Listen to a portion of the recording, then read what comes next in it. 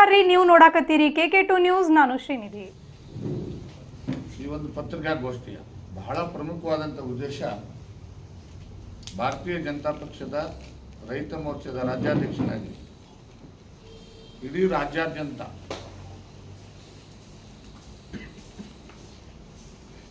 ಅತಿ ಹೆಚ್ಚು ಮಳೆ ಆಗ್ತಾ ಇರೋದ್ರಿಂದ ಕಳೆದ 10 ದಿನಗಳಲ್ಲಿ ರಾಜ್ಯದ ವಿವಿಧ ಭಾಗಗಳಲ್ಲಿ ಬಹಳ ದೊಡ್ಡ ಪ್ರಮಾಣದ ಬೆಳೆ ಹಾನಿ ಉಂಟಾಗಿದೆ. ಕಾವೇರಿಯಿಂದ ಹಿಡಿದು ಕೃಷ್ಣೆವರೆಗೆ ರಾಜ್ಯದ ಎಲ್ಲ ಡ್ಯಾಮ್ಗಳು ಬಹುತೇಕ ಭರ್ತಿಯಾಗಿದೆ. ಇರ್ಬೋದು, ಕಬಿನಿ ಇರ್ಬೋದು, ಹೇಮಾವತಿ ಇರ್ಬೋದು, ಭದ್ರಾ ಇರ್ಬೋದು, ತುಂಗಾ ಇರ್ಬೋದು, ಮಲಪ್ರಭಾ ಇರ್ಬೋದು, ಆಲಿಮಟ್ಟಿ, ನಾರಾಯಣಪುರ ಎಲ್ಲ ಜಲಾಶಯಗಳು ಇವತ್ತು ಭರ್ತಿಯಾಗ್ತವೆ. ಜೊತೆಗೆ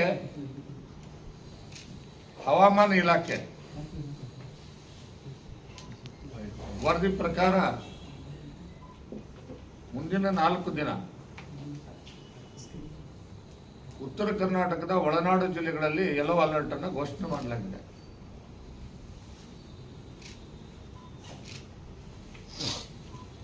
ಉತ್ತರ ಕರ್ನಾಟಕದ ಬಹುತೇಕ ಜಿಲ್ಲೆಗಳು, ಬೆಳಗಾವಿ ಇರ್ಬೋದು, ವಿಜಯಪುರ ಇರ್ಬೋದು, ಬಾಗಲಕೋಟೆ ಇರ್ಬೋದು, ಗದಗ ಇರ್ಬೋದು, ಕೊಪ್ಪಳ ಇರ್ಬೋದು, ಗುಲ್ಬರ್ಗ, ಯಾದಗಿರಿ, ಬೀದರ್ ಆದಿಯಾಗಿ ಎಲ್ಲ ಜಿಲ್ಲೆಗಳಲ್ಲಿ ಬಹಳ ದೊಡ್ಡ ಮಟ್ಟದ ಭಾರಿ ಮಳೆ ಆಗ್ತಕ್ಕಂಥ ಸಂಭವ ಇದೆ ಅನ್ನೋದನ್ನು ಹವಾಮಾನ ಇಲಾಖೆ ಹೇಳ್ತಾ ಇದೆ. ಮಹಾರಾಷ್ಟ್ರದ ಮೇಲ್ಭಾಗದ ಎಲ್ಲ ಡ್ಯಾಮ್ಗಳು ಕೂಡ ತುಂಬಿದೆ.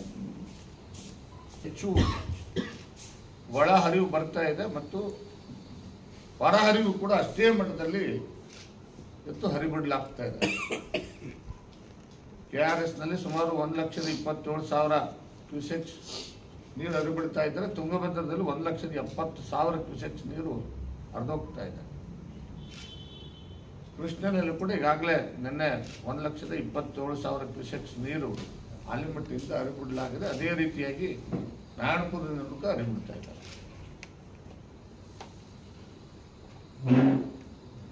ಕಳೆದ 10 ದಿನಗಳಿಂದ ಸುರಿದಿರ್ತಕ್ಕಂಥ ಮಳೆಯಿಂದಾಗಿ ರಾಜ್ಯದಲ್ಲಿ ರೈತರು ಬೆಳೆದಿರ್ತಕ್ಕಂಥ ಬೆಳೆಗಳು ತುಂಬಾ ನಷ್ಟಕ್ಕೊಳಗಾಗಿರ್ತಕ್ಕಂಥದ್ದು. ಅದರಲ್ಲೂ ವಿಶೇಷವಾಗಿ ಉತ್ತರ ಕರ್ನಾಟಕದಲ್ಲಿ ಈಗೇನು ಕ್ರಾಪ್ ಬಂದಿದೆ, ನೀವು ಗದಗ, ಧಾರವಾಡ ಮತ್ತು ಬಾಗಲಕೋಟೆ, ವಿಜಯಪುರ ಈ ಭಾಗದಲ್ಲಿ ನಾವು ಹೆಚ್ಚು ಈರುಳ್ಳಿಯನ್ನು ಬೆಳಿತೀವಿ. ಬಂದಿರತಕ್ಕಂಥ ಕ್ರಾಪ್ ಸಂಪೂರ್ಣ ಕೊಳ್ತೋಗಿದೆ. ಹೆಸರು ಇನ್ನು 2 ತಿಂಗಳು ಹೆಸರು ಬರ್ತದೆ, ಅದು ಕೂಡ ಇವತ್ತು ಸಂಪೂರ್ಣ ಕೊಳ್ತೋಗಿದೆ. ಅತಿ ಹೆಚ್ಚು ಮಳೆ ನಿಂತಿದ್ದರಿಂದ ತೊಗರಿ ಈ ಭಾಗದಲ್ಲಿ ಬೆಳೀತಕ್ಕಂಥ ತೊಗರಿ ಬೆಳೆ ಏನಿದೆ, ಕಲ್ಯಾಣ ಕರ್ನಾಟಕ ಮತ್ತು ಉತ್ತರ ಕರ್ನಾಟಕ ಬಹುತೇಕ ಜಿಲ್ಲೆಗಳಲ್ಲಿ ಹೆಚ್ಚು ತೊಗರಿಯನ್ನು ಬೆಳೀತಾರೆ. ತೊಗರಿ ನೀರು ನಿಂತು ನಟೆ ರೋಗ ಬಂದು ಅಲ್ಲೇ ಕೊಳ್ತಾ ಹೋಗ್ತಾ ಇದೆ. ಯಾಕಂದ್ರೆ ಈ ಭಾಗದಲ್ಲಿ ಅತಿ ಹೆಚ್ಚು ನಾವು ಬ್ಲ್ಯಾಕ್ ವಾಟರ್ ಸಾಯಿಲ್, ಕಪ್ಪು ಮಣ್ಣಿನ ಪ್ರದೇಶ ಇರೋದ್ರಿಂದ ಇಲ್ಲಿ ಅತಿ ಹೆಚ್ಚು ನಷ್ಟ ಇವತ್ತು ಉಂಟಾಗ್ತಾ ಇದೆ. ಈವನ್ ಕರ್ನಾಟಕದ ದಕ್ಷಿಣ ಕರ್ನಾಟಕ ಭಾಗದಲ್ಲಿ ಕೂಡ ಕಾಫಿ ಬೆಳೆ ಇರ್ಬೋದು, ತೋಟಗಾರಿಕೆ ಬೆಳೆ ಇರ್ಬೋದು, ಬೇರೆ ಬೇರೆ ರೀತಿಯಾದಂಥ ಬೆಳೆಗಳನ್ನು ಆ ಭಾಗದಲ್ಲಿ ಬೆಳೀತಾರೆ. ಅದಕ್ಕೂ ಕೂಡ ಇವತ್ತು ಹಾನಿ ಉಂಟಾಗಿರ್ತಕ್ಕಂಥದ್ದು. ಈಗಾಗಲೇ ಹಿಂದೆ ನಿಮ್ಗೆ ಗೊತ್ತಿದೆ, ಮೆಕ್ಕೆಜೋಳ ಬೆಳೆದಿರ್ತಕ್ಕಂಥದ್ದು ಒಂದು ಹಂತದಲ್ಲಿ ಕಳಪೆ ಬೀಜದಿಂದಾಗಿ ಬಹಳಷ್ಟು ದೊಡ್ಡ ಪ್ರಮಾಣದಲ್ಲಿ ಹಾವೇರಿ, ಗದಗ ಮತ್ತು ಹಾಸನ, ಚಿತ್ರದುರ್ಗ, ದಾವಣಗೆರೆ ಜಿಲ್ಲೆಗಳಲ್ಲಿ ನಷ್ಟ ಉಂಟಾಗಿದ್ದನ್ನು ಈಗಾಗಲೇ ನಮ್ಮ ರೈತ ಮೋರ್ಚಾದ ವತಿಯಿಂದ ಸರ್ಕಾರದ ಗಮನಕ್ಕೆ ತರ್ತಕ್ಕಂಥ ಕೆಲಸ ಮತ್ತು ನಾವೆಲ್ಲರೂ ಕೂಡ ಮಾಡಿದ್ವಿ.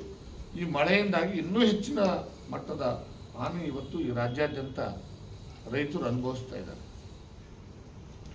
ನಾನು ಈ ಪತ್ರಿಕಾಗೋಷ್ಠಿ ಮುಖಾಂತರ ಸರ್ಕಾರಕ್ಕೆ ಆಗ್ರಹ ಪಡಿಸ್ತಾ ಇದ್ದೇನೆ ಮತ್ತು ಸರ್ಕಾರಕ್ಕೆ ಗಮನಕ್ಕೆ ತರಲಿಕ್ಕೆ ಬಯಸ್ತೇನೆ. ರಾಜ್ಯದ ರೈತರ ಗಮನಕ್ಕೂ ತರಲಿಕ್ಕೆ ಬಯಸ್ತೇನೆ.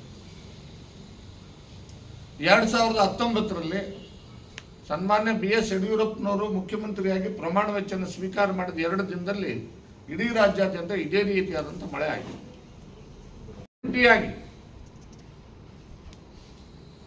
14 ಜಿಲ್ಲೆಗಳಿಗೆ ಪ್ರವಾಸ ಮಾಡಿದ್ರು. 14 ಜಿಲ್ಲೆಗಳಿಗೆ ಪ್ರವಾಸ ಮಾಡಿ ತಕ್ಷಣಕ್ಕೆ ಪರಿಹಾರ ಕೊಡ್ತಕ್ಕಂಥ ಕೆಲಸವನ್ನು ಮಾಡಿದರು. ಯಾರ ಮನೆಯಲ್ಲಿ ನೀರು ಹೋಗ್ತಿದೆ ಆ ಮನೆಗಳಿಗೆ 24 ಗಂಟೆ ಒಳಗಡೆ ತಹಸೀಲ್ದಾರ್ ಮುಖಾಂತರ DPT ಮುಖಾಂತರ 10,000 ರೂಪಾಯಿ ಅವ್ರ ಅಕೌಂಟ್ಗೆ ಹಾಕ್ತಕ್ಕಂಥ ಕೆಲಸ ಮಾಡಿದ್ವಿ. ಮನೆಗಳನ್ನು ಬಿದ್ದೋಗಿದೆ,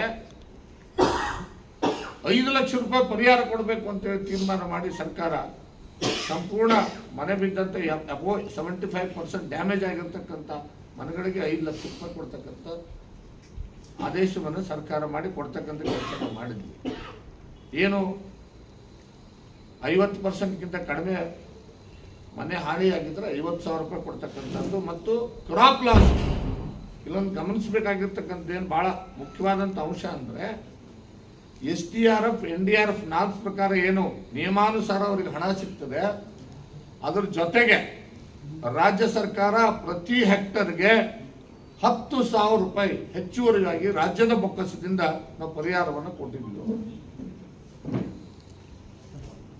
ನಾನು ಸರ್ಕಾರಕ್ಕೆ ಆಗ್ರಹ ಮಾಡ್ತೇನೆ, ಅಸೆಂಬ್ಲಿ ನಡೀತಾ ಇದೆ, ಮಾನ್ಯ ಮುಖ್ಯಮಂತ್ರಿಗಳು ಘೋಷಣೆ ಮಾಡಲಿ ಅಸೆಂಬ್ಲಿನಲ್ಲಿ SDRF NDRF ನಾರ್ಮ್ಸ್ ಪ್ರಕಾರ ಏನು ಪರಿಹಾರ ರೈತರಿಗೆ ಸಿಗ್ತಾರೆ ಅದರ ಜೊತೆಯಲ್ಲಿ ಕನಿಷ್ಠ ಪ್ರತಿ ಹೆಕ್ಟರ್ಗೆ ರಾಜ್ಯ ಸರ್ಕಾರ 25,000 ರೂಪಾಯಿ ಹೆಚ್ಚುವರಿಯಾಗಿ ಹಣ ಅವ್ರಿಗೆ ಕೊಡಬೇಕು ಪರಿಹಾರವಾಗಿ ಅಂತಕ್ಕಂಥದ್ದನ್ನ ಈ ಸಂದರ್ಭದಲ್ಲಿ ನಾನು ಭಾರತೀಯ ಜನತಾ ಪಕ್ಷದ ವತಿಯಿಂದ ರೈತ ಮೋರ್ಚಾ ಅಧ್ಯಕ್ಷನಾಗಿ ನಾನು ಆಗ್ರಹವನ್ನು ಮಾಡ್ತೇನೆ. ಅದಷ್ಟೇ ಅಲ್ಲ, ಇವತ್ತಿನಿಂದ ಎಲ್ಲ ಜಿಲ್ಲಾ ಅಧಿಕಾರಿಗಳಿಗೆ ಭಾರತೀಯ ಜನತಾ ಪಕ್ಷದ ರೈತ ಮೋರ್ಚಾ ವತಿಯಿಂದ ನಾವು ಮನವಿ ಕೊಡ್ತಾ ಇದ್ದೇವೆ. ಮೊದಲನೇ ಹಂತದಲ್ಲಿ ಮನವಿ ಕೊಡ್ತಾ ಇದ್ದೇವೆ. ಏನೇನು ಹಾನಿಗಳಾಗಿದೆ ಆಯಾ ಜಿಲ್ಲೆಯಲ್ಲಿ ಈಗಾಗಲೇ ನಾನು ರಾಜ್ಯಾಧ್ಯಕ್ಷನಾಗಿ ನಮ್ಮೆಲ್ಲ ರೈತ ಮೋರ್ಚಾದ ಜಿಲ್ಲಾಧ್ಯಕ್ಷರುಗಳು ರಾಜ್ಯ ಪದಾಧಿಕಾರಿಗಳು ಪ್ರತಿ ಜಿಲ್ಲೆಯಲ್ಲಿ ಪ್ರತಿ ಜಿಲ್ಲಾಧಿಕಾರಿಗಳಿಗೆ ಮನವಿ ಪತ್ರವನ್ನು ಕೊಡ್ತಕ್ಕಂಥ ಕೆಲಸ ಇವತ್ತಿಂದ ಪ್ರಾರಂಭ ಮಾಡಿದ್ದೇವೆ. ಏನು ಆ ಜಿಲ್ಲೆಗಳಲ್ಲಿ ಹಾನಿಯಾಗಿದೆ, ಹಾನಿಯಾಗಿದ್ದನ್ನ ತಕ್ಷಣ ವೈಜ್ಞಾನಿಕವಾದಂಥ ಒಂದು ಸರ್ವೆ ಆಗ್ತದೆ. ಯಾಕಂದರೆ ಇಲ್ಲಿ ಸ್ಟೇಟ್ ಗೌರ್ಮೆಂಟ್ ರೆಸ್ಪಾನ್ಸಿಬಿಲಿಟಿ ಭಾಳ ದೊಡ್ಡ ಮಟ್ಟದ್ದಿದೆ. ಗಮನದಲ್ಲಿ ನಿಮಗೆ ಡ್ಯಾಮೇಜ್ ಅಸೆಸ್ಮೆಂಟ್ ಮಾಡಬೇಕಾಗಿರೋದು ರಾಜ್ಯ ಸರ್ಕಾರ. ಕ್ರಾಪ್ ಲಾಸ್ ಅಲ್ಲಿ NDRF ನಾರ್ಮ್ಸ್ ಪ್ರಕಾರ ಸೆಂಟ್ರಲ್ ಗೌರ್ಮೆಂಟ್ 75% ಹಣ ಕೊಟ್ಟರೂ ಕೂಡ ಲಾಸ್ ಏನಾಗಿದೆ ಅನ್ನೋದನ್ನ ವೈಜ್ಞಾನಿಕವಾಗಿ ಅಸೆಸ್ಮೆಂಟ್ ಮಾಡಬೇಕಾದ ಕೆಲಸ ಇರತಕ್ಕಂಥದ್ದು ರಾಜ್ಯ ಸರ್ಕಾರದ ಜವಾಬ್ದಾರಿ. ಆಮೇಲೆ ಎಕ್ಸ್ಟೆಂಟ್ ಎಷ್ಟು ಲಾಸ್ ಆಗಿದೆ, ಅದಕ್ಕೆ ಎಷ್ಟು ಹೆಕ್ಟರ್ಗೆ ಪರಿಹಾರ ಕೊಡಬೇಕು ಅನ್ನೋದನ್ನ ತೀರ್ಮಾನ ಮಾಡಬೇಕಾದಂಥ ಕೆಲಸ ಅದು ರಾಜ್ಯ ಸರ್ಕಾರದ್ದು. ಸಿವಿಯರ್ ಡ್ಯಾಮೇಜ್ ಆದಾಗ ಮಾತ್ರ above 50% of the crop loss, ಅವಾಗ ನಿಮಗೆ ಕೇಂದ್ರ ಸರ್ಕಾರದ ಪಾತ್ರ ಪ್ರಾರಂಭ ಆಗ್ತದೆ. ಈ ಹಂತದಲ್ಲಿ ಮೊದಲನೇ ಹಂತದಲ್ಲಿ ರಾಜ್ಯ ಸರ್ಕಾರದ ಜವಾಬ್ದಾರಿ ಇರ್ತದೆ, ಅದನ್ನ ಸರ್ಕಾರ ನಿರ್ವಹಿಸಬೇಕು ಅಂತ ನಾನು ಆಗ್ರಹ ಮಾಡ್ತಾ ಇದ್ದೇನೆ. ಮೊದಲನೇ ಹಂತದಲ್ಲಿ ನಾವು ಕೂಡಲೇ ಸರ್ಕಾರ ನಿರ್ವಹಿಸಬೇಕು ಅಂತೇಳಿ. ನಾನು ಎಲ್ಲೂ ಕೂಡ ಕಳೆದ 1 ವಾರದಿಂದ ಮಳೆ ಆಗ್ತಿದ್ರು ಕೂಡ ಯಾವುದೇ ಒಬ್ಬ ಸಚಿವರಾಗಲಿ ಮುಖ್ಯಮಂತ್ರಿಗಳಾಗಲಿ ಎಲ್ಲೂ ಕೂಡ ರೈತರ ಹೊಲಗಳಿಗೆ ಭೇಟಿ ಕೊಟ್ಟು ಏನೇನು ನಷ್ಟ ಆಗಿದೆ ಅನ್ನೋದ್ರ ಬಗ್ಗೆ ಅಸೆಸ್ ಮಾಡ್ತಕ್ಕಂಥ ಪ್ರಯತ್ನನೂ ಕೂಡ ಮಾಡಲಿಲ್ಲ. ಇದೆ ಎಲ್ಲನೂ ಕೂಡ ಅಧಿಕಾರಿಗಳ ಮೇಲೆ ಬಿಟ್ಟಿದ್ದಾರೆ. ಜಿಲ್ಲಾಧಿಕಾರಿ ಹೇಳಿಕೆ ಕೊಡ್ತಾರೆ, ಎಲ್ಲ ನಾವೆಲ್ಲ ಅಸೆಸ್ಮೆಂಟ್ ಮಾಡಕ್ಕೆ ಹೇಳಿದ್ದಿಲ್ಲ ಅಂತ. ಆದರೆ ಯಾವುದೇ ಸಚಿವರು ಇದ್ರ ಬಗ್ಗೆ ಒಂದು ಹೇಳಿಕೆಯನ್ನು ರಾಜ್ಯದಲ್ಲಿ ಇವತ್ತಿಗೂ ಕೊಟ್ಟಿಲ್ಲ. ನಾನು ಮಾಧ್ಯಮದ ಸ್ನೇಹಿತರಿಗೆ ಅಭಿನಂದನೆ ಸಲ್ಲಿಸ್ತೇನೆ. ಇವತ್ತಿನ ಪತ್ರಿಕೆಗಳು ಅನೇಕ ಪತ್ರಿಕೆಗಳು ತಾವೆಲ್ಲರೂ ಕೂಡ ಭಾಳ ದೊಡ್ಡ ಮಟ್ಟದಲ್ಲಿ ಈ ಒಂದು ಆಗಿರ್ತಕ್ಕಂಥ ಹಾನಿ ಬಗ್ಗೆ ತಾವೆಲ್ಲರೂ ಕೂಡ ಪತ್ರಿಕೆಗಳಲ್ಲಿ ಬರೆದಿದೆ.